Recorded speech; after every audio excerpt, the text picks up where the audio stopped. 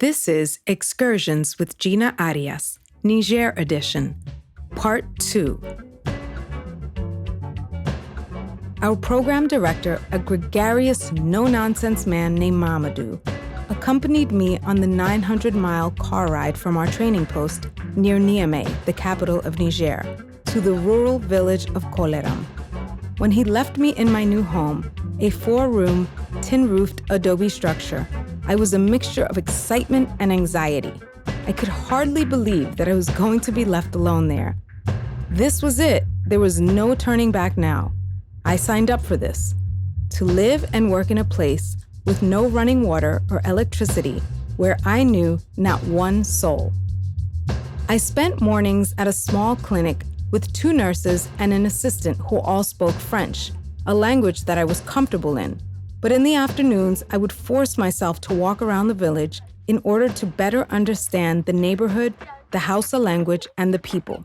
Eventually, I did all of those things and would swell with pride anytime someone said to me at the end of my 2-year service that I spoke Hausa kamarjakin Kano, like a donkey from the city of Kano. I honed my Hausa skills with the children, the sweet and patient children. They would come over every day, mainly the young boys, in pairs or in larger groups. The girls came over much less often and for much quicker visits, since they had various chores helping their mothers, who were up well before dawn and went to bed late into the night. Women like Biba, a kind and generous woman whom I called my Nigerien Mom. Biba's day, like that of most village women, was absorbed by enormous amounts of household labor, including fetching water at the neighborhood pump, pounding millet, gathering firewood, farming, cooking, going to the market, tending to livestock, cleaning, and taking care of children. Men's work was more centered around farming or a trade of some sort, butchering meat, processing peanuts, or blacksmithing. In the early afternoon, while some men napped, the vast majority of women continued to work. Just getting water could take women hours, waiting in line in order to eventually get a turn at the hand-powered spout.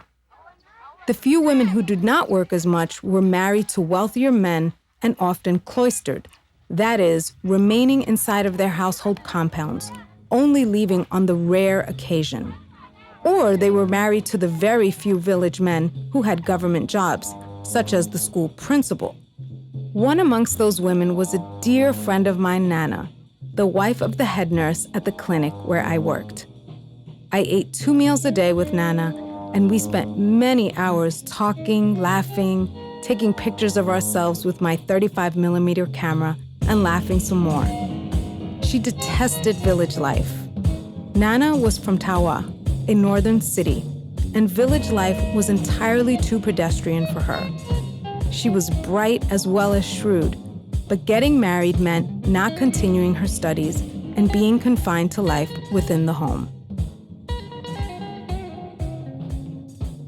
Stay tuned for Part 3.